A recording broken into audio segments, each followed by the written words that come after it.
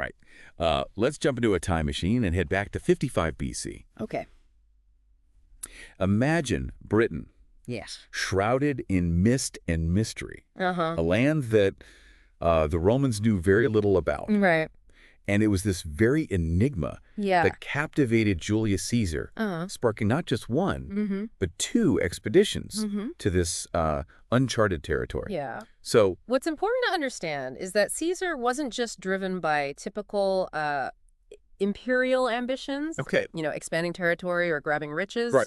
His motivations, they ran a lot deeper than that. Yeah. They were intertwined with his burning desire to etch his name in the annals of history, alongside legendary figures like Alexander the Great. So it was less about the conquest itself and more about the glory and prestige that came with conquering a land as mysterious and potentially formidable as Britain. Yeah. Okay. Think of it this way. Yeah. Caesar saw a statue of Alexander and was reportedly just overwhelmed, consumed by this sense of inadequacy, almost lamenting his own perceived lack of accomplishments. Crossing the ocean and venturing into the unknown mirrored Alexander's legendary exploits, served as like a very potent symbol of power and a way for Caesar to secure his legacy and outshine his rivals back in Rome. It's fascinating how personal ambition can be such a powerful driving force in shaping history. It really is. But what about the Romans' perception of Britain at the time? Yeah. Was it truly seen as this... Well, Roman perceptions were definitely colored by this sense of otherness. Early Greek sources had already kind of painted Britain as this land of myth and legend shrouded in mystery. And this image was further amplified by Roman prejudices, which essentially held that the further you traveled from the heart of Roman civilization, the more barbaric the people you encountered. So Caesar himself played a role in shaping this perception, right? Absolutely. Didn't he emphasize the Britain's ferocity and otherness in his own writings? Absolutely. His accounts, while they offer valuable insights into British life and customs, should be read with a critical eye. Understanding that Caesar was he was crafting a narrative that served his own political interests by portraying the Britons as a dangerous and an exotic enemy. He was essentially justifying his expeditions and elevating his own status back in Rome. So it's almost like an ancient form of propaganda. Yeah, very much so. Carefully constructed to sway public opinion and garner support for his campaigns. But this perception of the Britons, this otherness that Caesar emphasized, what were some of the specific elements that fit into this narrative? Well, there were a few key things that really captured the Roman imagination, or perhaps fueled their anxieties about the Britons. For one, their use of chariots in warfare was completely alien to the Roman legions. Chariots weren't just a military tactic. They were seen as a symbol of a savage, untamed culture. It's interesting how something like a chariot, which to us might seem almost quaint or romantic, would be perceived as so threatening, and to the Romans. Were there other aspects of British culture that contributed to this perception? Even something as seemingly trivial as facial hair played a role. Caesar described the Britons as having these elaborate mustaches, which contrasted sharply with the clean-shaven Romans. This difference in appearance, however superficial, further reinforced the idea that the Britons were a distinct and potentially dangerous people. So we have Caesar, driven by personal ambition, and the desire to emulate figures like Alexander the Great, setting his sights on Britain, a land shrouded in mystery and perceived by the Romans as a place of otherness, and potential savagery. So let's talk about these expeditions themselves. Okay. In 55 BC, Caesar embarked on his first expedition, landing with his legions near Deal on the southeastern coast of Britain. Right. This initial foray was short-lived and fraught with challenges. Yeah. Caesar faced fierce resistance from the Britons, who were determined to defend their homeland. So this first encounter wasn't exactly a smooth landing. Not at all. With Caesar and his legions. No. Beyond the resistance from the Britons, Caesar also had to contend with the unpredictable British weather. Oh, okay. Which proved to be a formidable adversary. Okay. Storms battered his ships, right, and logistical challenges mounted, forcing him to make a rather hasty retreat. But I imagine Caesar, being Caesar, wasn't one to admit defeat easily. You're absolutely right. Right. Despite the setbacks and the forced withdrawal, the expedition was spun as a victory back in Rome. Okay. A 20-day public Thanksgiving was even held to celebrate Caesar's supposed triumph. Okay. This highlights Caesar's keen understanding of the power of image and perception in Roman politics. It's a classic example of controlling the narrative. Yes, it is. Even in the face of what might be considered a less than successful military outcome. Exactly. But this wasn't the end of Caesar's British ambitions, was it? Not at all. In 54 BC, Caesar returned with a much larger force. He did. Determined to make a more significant impact. This time, he employed a different strategy, aiming to exploit existing divisions among the various British tribes. So instead of trying to overwhelm the Britons with sheer force, he opted for a more cunning and calculated approach. Exactly. Caesar recognized that the Britons, like the Gauls before them, were not a unified force. Right. He skillfully played tribes against each other, forging alliances with some while subduing others. And this strategy allowed him to secure hostages, extract promises of tribute, and establish a stronger Roman presence in Britain. However, even with this more strategic approach, did Caesar truly achieve a lasting victory in Britain? That's a really good point. We've talked about these seemingly impressive accomplishments, like securing hostages, promises of tribute, but was it enough to consider Britain truly conquered? Yeah, I think that's a key point to really sort of tease out here. While Caesar's second expedition was undoubtedly more successful from a military and political standpoint, it still fell short of a decisive conquest. You know, he never established a permanent Roman presence, or truly subjugated the island. But his impact, it went far beyond the battlefield. You know, these incursions exposed the Britons to the sheer might and organizational prowess of the Roman military, serving as a potent foreshadowing of the power that Rome wielded. So it's almost like a preview of things to come. A taste of Roman power that would eventually lead to a more permanent Roman presence. But we've been focusing a lot on the Roman perspective. What about the Britons themselves? Yeah, that's a great question. What can we glean about their experiences and perspectives during these tumultuous encounters with Caesar and his legions? It's a question that that historians grapple with constantly. As we're largely reliant on Roman sources. Which, as we've discussed, come with their own biases and agendas. We lack written accounts from the Britons themselves. So we're often left to piece together their story through archaeological evidence and later historical narratives, which can be which can be tricky. So it's like trying to solve a historical puzzle with only half the pieces. That's a great analogy.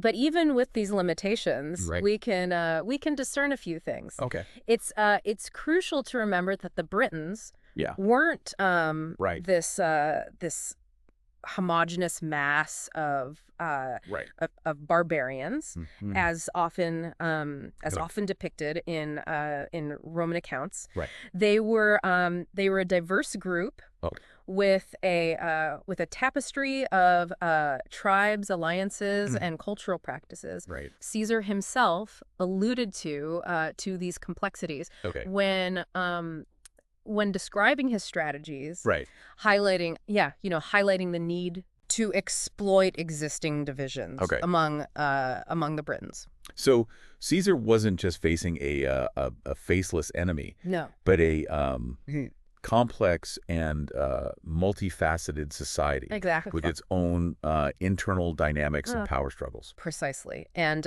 these internal divisions played right into Caesar's hands, allowing him to pit tribes against each other, weakening their collective resistance. Right. This strategy, however, while successful in the short term, ultimately contributed to future instability and conflict.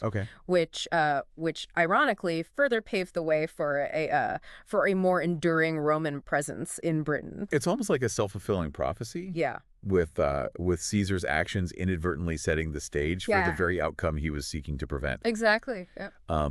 It's clear that Caesar's expeditions, even without resulting in full-scale conquest, had lasting repercussions. Yeah. We've talked about Roman coins appearing in Britain, a sign of Roman cultural influence seeping in. What other lasting effects did these expeditions have on British society? The introduction of Roman goods, ideas, and technologies, even on a limited scale, triggered significant changes.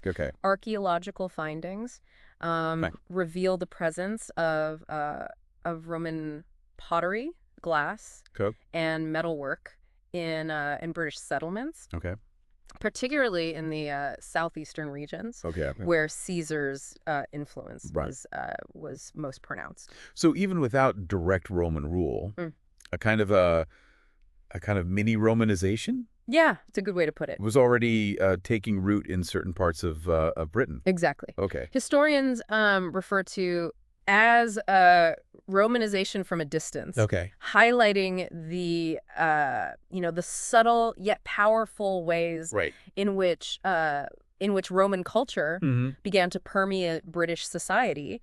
And it wasn't just about material goods. Roman ideas regarding governance, military organization, and social structures also began to influence British practices. So it's like a cultural osmosis. A gradual blending of Roman and British ways of life, even in the absence of formal Roman control. Exactly. And this process wasn't always smooth or universally welcomed. There were Britons who vehemently resisted Roman influence, clinging to their traditional ways. But the seeds of change had been sown, and the trajectory of British history was irrevocably altered. This raises the question: if Caesar had achieved a complete conquest of Britain during his expeditions, how might the course of British history have unfolded differently? That's a great question. Would Britain have simply become another Roman province? Well, it's a question that has fueled countless historical debates. It's impossible to say for sure. But we can speculate. Perhaps Romanization would have been more rapid and widespread. But it's also plausible that British resistance would have persisted, leading to a very different kind of Roman Britain. It's like a historical what if scenario, full of possibilities and alternate paths. But regardless of what might have been Caesar's expeditions, marked a turning point, the beginning of a complex and intertwined relationship between Rome and Britain. A relationship that ultimately culminated in the full-scale Roman conquest nearly a century later. That's an important point to remember. It is. Caesar's expeditions, while significant, were only the opening chapter in a much larger story. Right. A story that continues to captivate and intrigue us. It really does. Even today. Absolutely. But before we delve into that next chapter, we should spend a bit more time with the fascinating figure of Commius. That Gaulish king caught in the crossfire between Rome and Britain. Conquest's story really highlights that complex web of alliances and shifting loyalties that characterize this era. Right. I mean, here we have a Gaulish king appointed by Caesar, right, to act as a kind of an intermediary with the British tribes. Right. Caught between these two powerful forces. Yeah. It sounds like something out of a political thriller. It really is. Yeah. It's a remarkable story, and the fact that he ends up back in Britain, right, ruling a tribe called the Atrebates. Okay. And begins issuing coins. With his name inscribed in Latin. Right. Speaks volumes about the lasting impact of Caesar's expeditions. We talked about those coins earlier. But I'm still struck by the significance of this. Yes. It's not just about the spread of Roman currency. Right. It's about the adoption of Roman cultural practices, Roman symbols of power in the heart of Britain. Exactly. Yeah. These coins weren't just a means of exchange. They were statements of authority and legitimacy modeled after Roman prototypes. And the fact that Commius, a Gaulish king, chose to issue these coins suggests a deliberate effort to align himself with Roman power and prestige, even while ruling in Britain. It's almost as if he's straddling these two worlds. The Roman and the British, trying to navigate this delicate balance between them. Yeah, it's a tough spot to be in. Yeah, but let's step back for a moment. Okay. And consider the broader legacy of Caesar's expeditions. Okay. We covered a lot of ground. Caesar's ambitions. Right. The Roman perception of Britain. The impact on British society. But what are some of the key takeaways here? I think one crucial takeaway is that Caesar's expeditions weren't just about military conquest. Right. They were about shaping perceptions, both in Rome and in Britain. Yeah. His accounts, while embellished and self-serving, provided the first detailed, albeit biased, descriptions of British life and customs, influencing how the Romans viewed this this other world. So Caesar wasn't just a conqueror. No. He was a storyteller. Yeah. Carefully crafting a narrative that served his political goals and ultimately shaped how future generations would understand this period of history. It's a good point. What other enduring legacies can we attribute to these expeditions? Beyond the narrative, Caesar's actions had tangible consequences. Okay.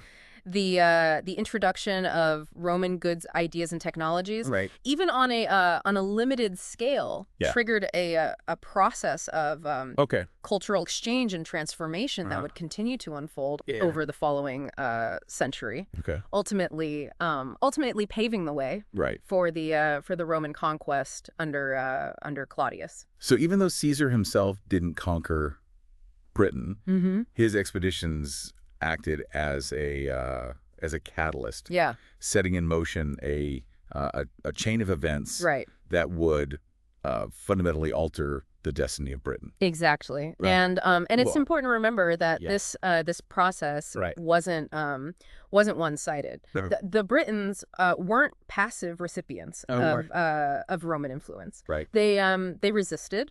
They adapted. They incorporated elements of Roman culture into their own creating a unique and vibrant cultural blend. It's a reminder that that history is rarely a simple narrative of conquest and assimilation. Right. It's a complex tapestry woven from interactions, adaptations, and the merging of different cultural traditions. Exactly. And in the case of Caesar's British expeditions, the tapestry is particularly rich. Yeah. And multifaceted. It really is. We have ambition, political maneuvering, cultural clashes, and the enduring legacy of a powerful empire that would eventually leave its indelible mark on the island of Britain.